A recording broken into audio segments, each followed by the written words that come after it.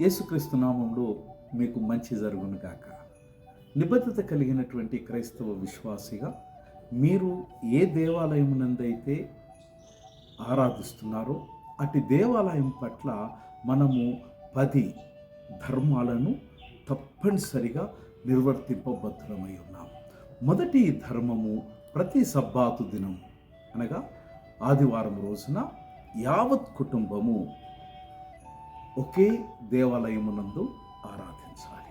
రెండవది, దేవుని యొక్క పరిశుద్ధ పరిచర్య కొరకు కుటుంబము ధారాళంగా తమ యొక్క సమర్పణను జరిగించాలి.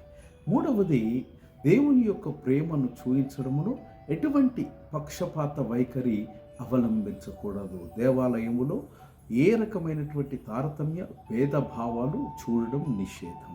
నాలుగవది, యేసుక్రీస్తు యొక్క ప్రేమను తప్పనిసరిగా ఇతరులకు చవి చూయించే విధంగా ప్రవర్తించి మన ప్రవర్తన ద్వారా దేవుని యొక్క ప్రజలను దేవాలయమునకు ఆహ్వానించాలి. ఐదవది, దేవుని యొక్క పరిచర్య చేయడములో సంతోషముతో దేవాలయమునందు ఏ రకమైనటువంటి పరిచర్య అయినా జరిగించాలి.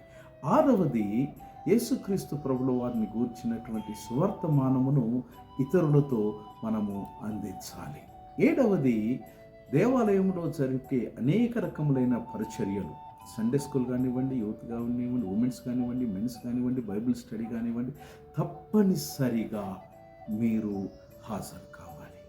ఎనిమిదవది, షో అప్ ఎనర్జెటికలీ. దేవుని యొక్క మందిరములో పూర్ణమైన బలముతో, పూర్ణమైన శక్తితో దేవాలయం యొక్క ప్రతి కార్యక్రమములో మీరు పాలు పొందాలి. తొమ్మిదవది, ప్రార్థించాలి. అవిరామమైనటువంటి ప్రార్థన దేవుని సన్నిధానములో, దేవాలయములో జరపాలి. 10వ ధర్మం, ఎంకరేజ్ ఫెయిత్ఫుల్లీ. దేవాలయంలో ఉన్నటువంటి తోటి విశ్వాస సమాజ బృందాన్ని విశ్వసనీయతతో ఒకరిని ఒకరు చేతనపరచుకోండి. A united church will be a growing church. Behold how good and how pleasant it is for brethren to dwell together in unity. సంకీర్తన 133 మొదటి వచనం. నీవు ఆరాధించే దేవాలయంలో నుంచి నీ దేవుడు నిన్ను, నీ కుటుంబాన్ని దీవించుగాక. ఆమేన్.